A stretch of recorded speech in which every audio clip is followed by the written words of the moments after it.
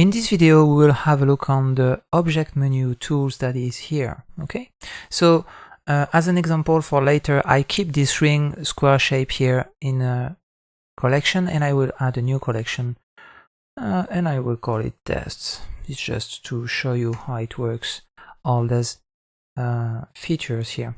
So let's go for example, I will add a jewel. Let's say gem here, sorry, and I will add a gem. Maybe we will go with an heart, for example, at 1 millimeter, and we will go with emerald and go with that. Okay, let's go with this. Okay, and for example, I just made a duplication of this here to have a kind of curve that I will use. I make just Shift D and G and R to manage it. Shift D, R, just like that. Okay, Shift D and R. So this one is in the center, so not really interesting to manage any mirror here. But if I select this, you can see that now I can just make a mirror into the x-axis just very easily. Okay, we did see that already. But what is good is that you can manage any here axis that you want. So for example, if I make a y-axis now, I will have this kind of design, and if I take back these ones here, I can make another mirror into the y-axis, into the x-axis, sorry, and I will have this kind of design very easily. Now what is good with this kind of thing too is that you can play with the here with the radial. Okay, if you have a different setting like this, you can play with the radial. So I will come back with Control Z like that, and let's say I will say that this object is only one object. So to make that, I will play with radial just to see if it works well. Yeah, it works pretty well. So it works even with not only one but a few objects like that. So even if you have multiple objects, it works. So I give you this technique. So now we can play with the radial. You increase the radial, you choose the axis. So for us, it will be the axis Z here, and we will increase the number, and you will have a radial like this. So very interesting. The kind of use of this radial, it's not only to make kind of stars like that with different designs or whatever, but can be used for very concrete things. Like for example, let's say you have a gem here. I will delete that. You have a gem here. I will just take something octagonal. Perfect. I take the octagonal, and I would like a big size, like 4 millimeters, something big like that. So what I would like to do is to make a setting of this gem, and what I will do, I will model just a little part of the gem, of the setting, sorry, and like this I can have something directly done. So what I will do, I will add a plane. I will show you how to model a little more into the next chapter. Chapter 2 will be more the tools of the native tools of Blender, so to model. But anyway, I will go there in edit mode on a plane, make a GZ to put it here, make a RX 90 degrees, and now I will start to model here. So let's go for, we will put it somewhere like this. Okay, somewhere like this might be okay for me. Now I will take this one, move it here into the x-axis, let's say. Okay, and now I will just make a cut here with Control R like that, put it until here, and now this vertex I will put it there. As you can see, the only thing that I have to do is to follow the geometry of the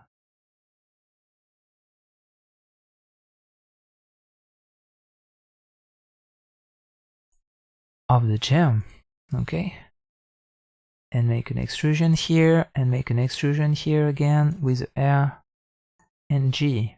Okay, we will use a little technique, modeling technique that we will see a little later more deeply, but I will add a modifier here and a solidify modifier.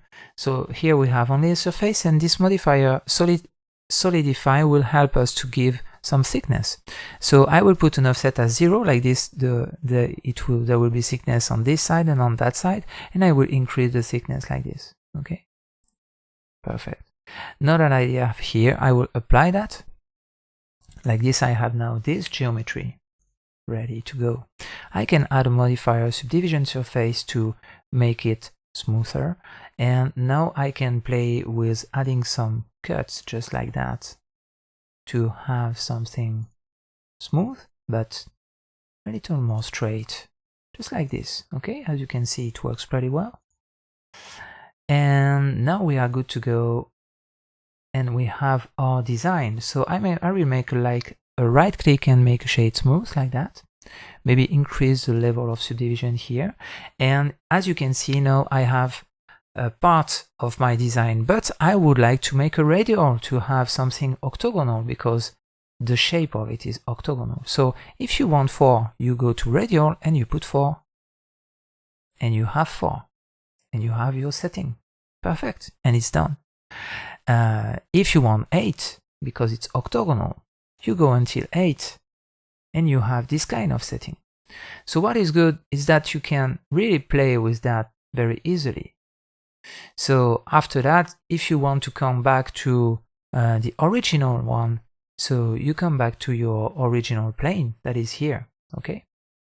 You can remove those ones, like this, okay? And restart with this one and remake a radial, and I want only 4, let's say. Good, perfect. So like this, you will have the perfect way to make a setting just like this with a radial. So this one is very important and very interesting to play with. So that's it. I will hide this one, maybe put this one into the same, like that. Okay, like this I will have it in the same. So this one will be setting 4. Okay, and let's come back with other tools here. So we have the make instance face. This one I really don't recommend to use it actually. So yeah, it's to add a gem here. You know, if you make instance face like that, you will just duplicate this with a face. If you have a face, if you have a plane here, honestly it's to give a duplication of this, and after you can modify whatever the two objects, it will whatever modify the two at least at once. So not that interesting. Usually I don't use it that much. The resize option can be useful. For example, let's take our ring here. So we'll have the full size of the designs. Like here, if you make a resize, you have the x-axis 20 millimeters, the y it's 4.8, and the z is 20. So if you want to, let's say for example, just resize this, and you click on OK, it will resize this like that. You just have to stretch again, and you will have the right size. So it can be useful sometimes, but honestly I don't use it that much because these options are already here. You have the dimensions here that you can manage directly. So honestly it's not really that useful. That's it for this. The resize, the lattice project can be good sometimes. I will try to make an example of it. Okay, so let's say we have a torus like that. Okay, it's a simple shape, and we will add another object that it will be a grid. A grid is the same that a plane, but it's with more subdivisions inside. You see, you have subdivisions here. So if I go there and go into wireframe mode, I can see that there is some subdivisions into my plane, and I can increase that subdivisions, like let's say 20. Okay, and we are good for that. I will come back with the normal view now, and I will just increase the size of this one. Okay, So you have your two objects here, and now if you want a lattice project, so you select the object, the second object, make a lattice project, direction -z, I guess. I hope. Yeah, I think it should be okay. And now if I modify that, you see that it will directly modify everything. So what is good with this technique is that it will always be on the surface of this one. So let's say, for example, if I move this with, let's say, the proportional editing to have a nice shape like that, okay?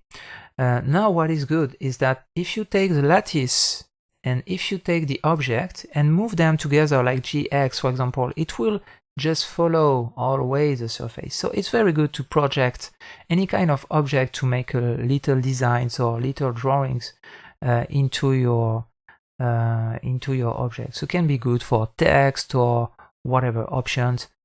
Sometimes can be interesting, this one, okay? Even if it's not always the case. So this one I will call it back lattice project, because now we will use the first one for the first here example with the ring square shape. We will use here the lattice profile. So to use it, the lattice profile, you select your ring, whatever shape it has. It's better to have subdivisions here. So what I will do, I will go there into edit mode. I can enable it like that and add some with Control R, add some subdivisions like this into this side. Whatever the number, it can be even or not, what you want. But it has to be enough to give a curve, actually. And now you can just select your object and use the lattice profile. The lattice profile has to be into at first before the curve, okay, just like that. And now you have another object, as you can see, it's a lattice profile that you will use directly to manage the profile of the curve here. You can see that it's curved now. And if I just move that into the z-axis, you can see that now it will manage the curve well. Or you can select everything, all the dots here, and make SZ, for example. If you want to manage more precisely this object here, you can go into the lattice options and increase the number of vertices that are available here. And now you can play with only one, for example, without proportional editing, and just play with that, for example, okay? It can be interesting to add some shapes, something like that. Who knows, you can really do what you want with this kind of thing. So really interesting to play with it, and yeah, don't hesitate to play with that. When it's finished, before the Boolean operations or whatever, don't forget to apply the modifiers when it's done. I come back with something more circular here, okay? And maybe I will make a SZ to have something